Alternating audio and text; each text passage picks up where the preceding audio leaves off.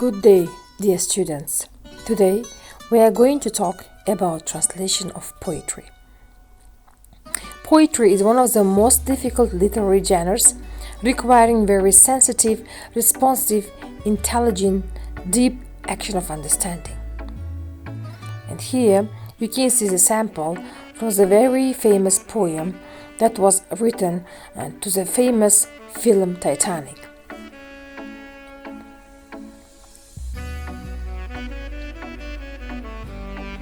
Literary texts allows loose translation, where accuracy may often be neglected, unlike technical texts which are all about the accuracy.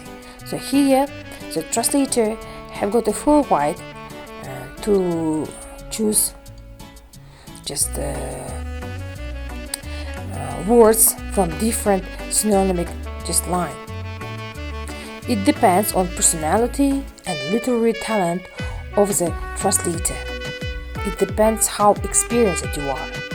If you deal with literary or poetic translation, you have just to rely on your experience, on your knowledge. So let's speak about different types of poems. The first one is sonnet, that it is originated in the 13th century and it contains of 14 lines, but comes with its own set of rules. Especially we can speak about Shakespearean sonnets, and which you can see on the screen, and that consists of 14 lines.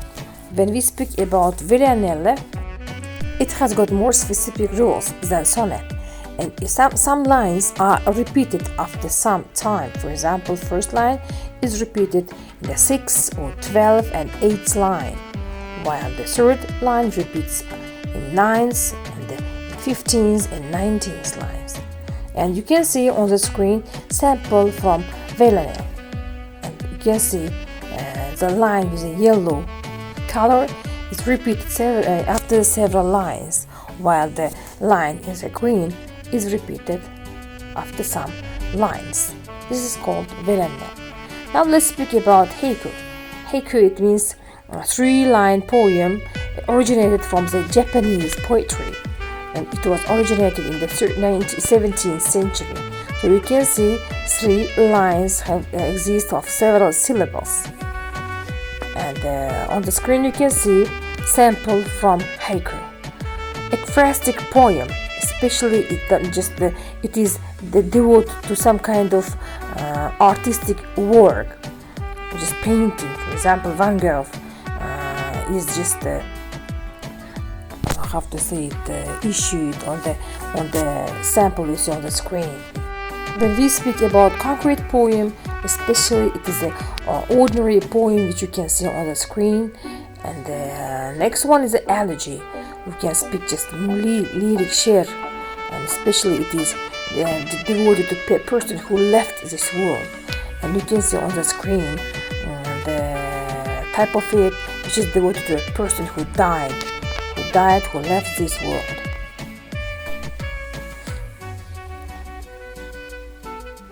So you can see some words: fallen, cold and dead. You have fallen, cold and dead. That means that the writer memorizes the dead person, just with a great of sorrow. The next poem that we are going to talk about is the epigram, that is a short, witty poem. Especially it may consist of 2 or 4 lines, and sometimes we can just call epigram, which is some sayings, which witty sayings, or just short sayings by famous people, which you can see on the next coming slide. Especially the witty, short satirical poems that usually take the form of couplet. For example, look at the screen. You can see with the yellow letters the 4-line poem that has a full meaning. Next one, Limerick, humorous 5-line poem. Especially you can see on the screen, and the last line especially gives us a humor or to have a fun. Next one is ballad, which tells us stories about some kind of event.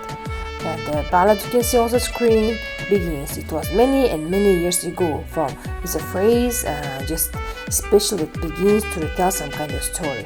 Epigraph. Epigraph especially is written on the gravestones of dead people. When we speak about ode is especially the ode to people, a person, to event, to some people or to some pet. When we speak about free verse, and it has no rule, and it contains of lines that are just shaped or formed without any rule. And when we speak about translatability or just untranslatability of poems, we can say the following.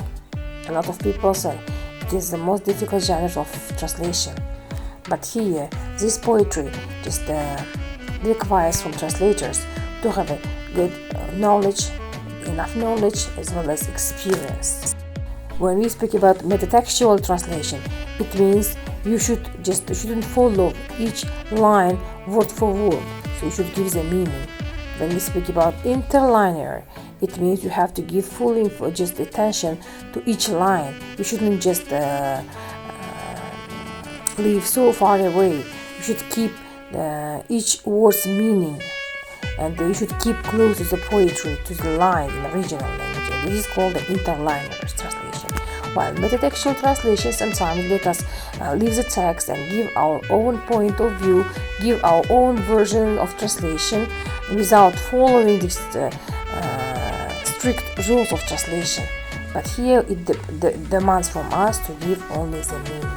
It is called metatextual. Metatextual especially is opposite of interlinear translation. Verse translation method, especially it is close to the origin.